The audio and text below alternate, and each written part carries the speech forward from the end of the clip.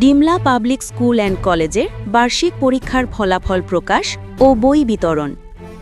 আমিনুর রহমান দুলাল, ডিমলা প্রতিনিধি। আকাশ Bangla news 24.com। পরীক্ষার ফলাফল প্রকাশ ও শিক্ষার্থীদের মাঝে নতুন পাঠ্য বই বিতরণ অনুষ্ঠান। বই বিতরণ আয়োজনের মধ্যে দিয়ে শিক্ষার্থীরা শুরু করল নতুন শিক্ষাবর্ষের পথচলা। বৃহস্পতিবার 1 জানুয়ারি 2026 বিদ্যালয় প্রাঙ্গণে আয়োজিত অনুষ্ঠানের মাধ্যমে এ বই বিতরণ কার্যক্রম সম্পন্ন হয়। অনুষ্ঠানে অত্র বিদ্যালয়ের অধ্যক্ষ মোহাম্মদ জাহাঙ্গীর আলম বিশ্বাস, ম্যানেজিং কমিটির সভাপতি মোহাম্মদ গোলজার বিএসসি, মোহাম্মদ আলাউদ্দিন আলাল, বিদ্যালয়ের শিক্ষক, কর্মচারী, এলাকার গণ্যমান্য অভিভাবকবৃন্দ উপস্থিত ছিলেন।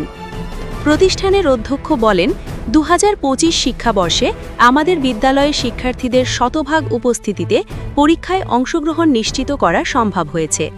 এর মধ্যে শতকরা 100% শিক্ষার্থী সফলভাবে উত্তীর্ণ হয়েছে, যা আমাদের জন্য অত্যন্ত গর্বের।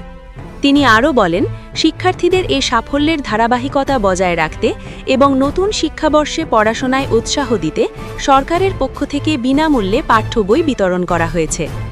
বই পেয়ে শিক্ষার্থীরা আনন্দ প্রকাশ করে এবং অভিভাবকরা সরকারের এই উদ্যোগকে সাধুবাদ জানান।